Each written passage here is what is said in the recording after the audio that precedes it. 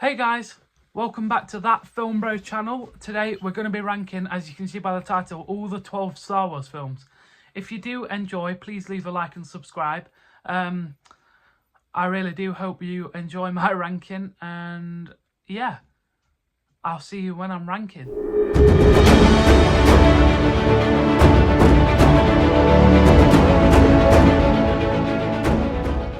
So coming in at number 12 is the animated Clone Wars film. Now, this I did enjoy this film, but there's bits of it that really do drag on, and it just hasn't got the same elements as the actual films do. It doesn't really feel like a Star Wars film. It feels like it was just put in there for these cartoons to start. And the Clone Wars cartoons I actually really enjoyed. I just did not particularly enjoy this Clone Wars film. It sort of feels like it was just made for the sake of being made. The story is quite sloppy and the writing's quite sloppy. But yeah, number 12, The Clone Wars.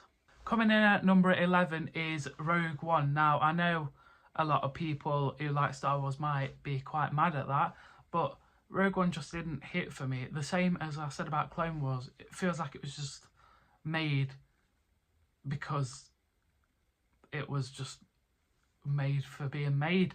I just really didn't enjoy it.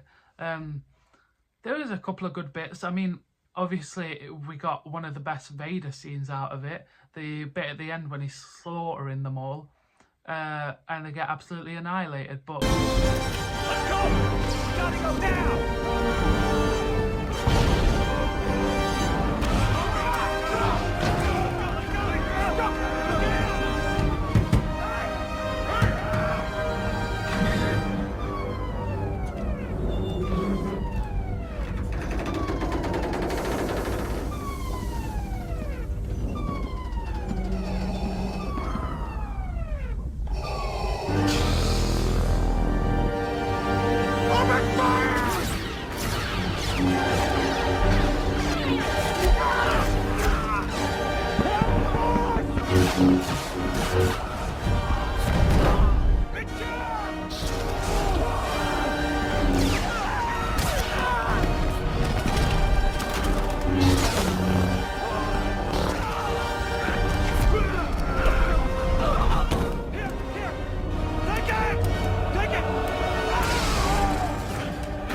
that is probably one of the best, like, menacingly good scenes that we get of Vader, because we don't really get a lot of them, but that was a great scene and it really made the film for me, so that's why it's at number 11. At number 10 we have Solo, A Star Wars Story. Now, I did, like, contrary to everyone else's opinion, I did enjoy this film. I mean, I feel the hate is so forced, because this Star Wars film is very good at showing the originality of Han Solo and where Chewbacca is when they meet, and where Solo is when they meet. I think the guy who portrayed Solo was great, and that Darth Maul cameo at the end was kind of useless, but having him in it, having any slight bit of cameo in anything gets everyone's attention, and that was just absolutely amazing. Like, I did not expect to see Maul there at all. But yeah, number 10, Solo, A Star Wars Story. At number 9 we have The Last Jedi. Now, I did rewatch this a few weeks ago and I enjoyed it more than I thought I did, but it's still pretty boring. There's the dialogue in it, the character, well, there's not much character building in it, and that is the base reason of why this trilogy gets slagged off, which I don't really get, because obviously the other two I think are quite good, but this one is quite bad. The way that they kill Luke off at the end, just, it didn't feel like Luke. Luke wasn't really like how I see Luke in the original trilogy, and they didn't really show how he became that character and what led him to do all that. We just know that he, like, fled to this island and set up camp and cut off everyone. But yeah, number 9, The Last Jedi. Coming in at number 8 is Star Wars The Phantom Menace. Now, I did enjoy this film. I do enjoy this film. But there's a lot of boring bits that could be took out. There's a lot of stuff that, you know, it's just in it for the timing.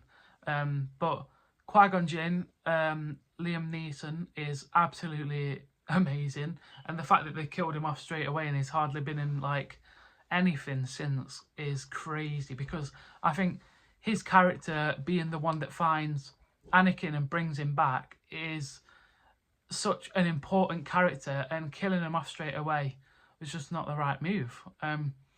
Obi-Wan is obviously really good at portraying him as a like almost like post Padawan, but he's still a Padawan, so seeing him that young is pretty cool.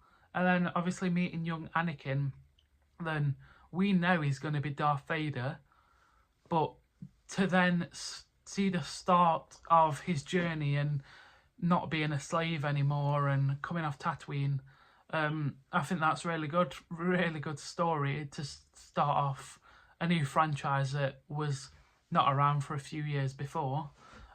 So yeah, number 8, The Phantom Menace. At number 7, we have Star Wars The Force Awakens. Now, I think this is a great start to the trilogy. Kylo Ren, that opening scene where he's like stopping the bullets and stuff, seeing that for the first time on the big screen was crazy. No other Sith had ever been able to do that. And I think that's crazy. That they just kind of plotted him in there and he could do that. And then finding out about him being related to Han and Leia, and the Darth Vader helmet that he's like talking to, that scene is awesome. I think Rey is a great character, and the fact that at the end she had the Force and took the lightsaber off him, I think that's pretty funny. That we all kind of expected it to be Finn because of being a man, but it didn't go to Finn, and I really like that. Finn is still a great character, and he was kind of set up for nothing really. But yeah, I really enjoyed this film. So that's why it's at number 7. Number 6 is Star Wars The Return of the Jedi. Now, I think this is great in the original trilogy. As we all know, the original trilogy is awesome.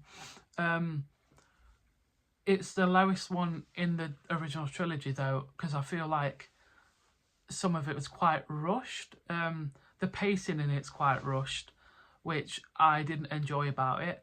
The whole Endor thing was funny. The Ewoks and Luke sensing Darth Vader and that connection between them was awesome. Seeing it for like the first time and the last time. So I did enjoy it. Mark Hamill, Carrie Fisher, Harrison Ford obviously give great performances, but it's just not the best one in the trilogy. So coming in at number 5 is Attack of the Clones. Now, I did enjoy this, but some of it felt very just put together for time. I think some of it was quite messy, which in some cases that's a good thing, but in this film it probably wasn't. It was probably good to just pace it a little bit more for the story and to see how the Clone Wars starts, because this is obviously the start of the Clone Wars, but we only see a portion of it in this film. There's no mention of General Grievous or many of the key figures that have it started, and there's only a slight look at the Emperor at the end with Dooku. But yeah, Dooku is a great addition to this series. Christopher Lee absolutely just is amazing as that character. The lightsaber he pulls out with the bended blade as well, absolutely amazing, and I really like this film. So coming in at number 4 is A New Hope. Now, I originally didn't like this film, and a few weeks ago they were all back in the cinema, and I came out of A New Hope saying I absolutely loved it, because it's just a great start to the story. The fact that you start in the middle of all the wars is great, and I think that is amazing, that you just go in, there's action straight away. Leia's ship being taken over by Vader as well. When you first get the first look at Vader and he kills that guy, the first time you properly see him as this menacing figure, and it was such a staple on cinema that Vader is now referenced in everything. So the fact that A New Hope is just this big iconic film just really adds to how well it is done and how good it is. So yeah, number 4, A New Hope. At number 3 we have Rise of Skywalker. Now, a lot of Star Wars fans are going to disagree with me with these ratings, especially that one, but I love The Rise of Skywalker. The fact that this massive twist that Rey is related to Emperor Palpatine, I really didn't expect that coming, and I don't know why people give it a bad time for that. I enjoyed Rey and Ren's relationship together. The kiss was unnecessary, but the fact that they were building it up, I really enjoyed that. Palpatine coming back as well, and just annihilating everyone, and us finding out that them two are related, and that everyone's so quick to say why she's so strong, but she is the Emperor's granddaughter. She's going to be that strong. And then the first glimpse we get of her using the Force lightning is just absolutely phenomenal. And then us thinking she's killed Chewie was very upsetting, but you know. So yeah, number 3 is The Rise of Skywalker. Coming in at number 2 is The Empire Strikes Back. Now, I love this film. Everything in this film is what you would expect from a sci-fi action space film. The fact that the villains end up winning is just a big twist in cinema, because that never happened before that.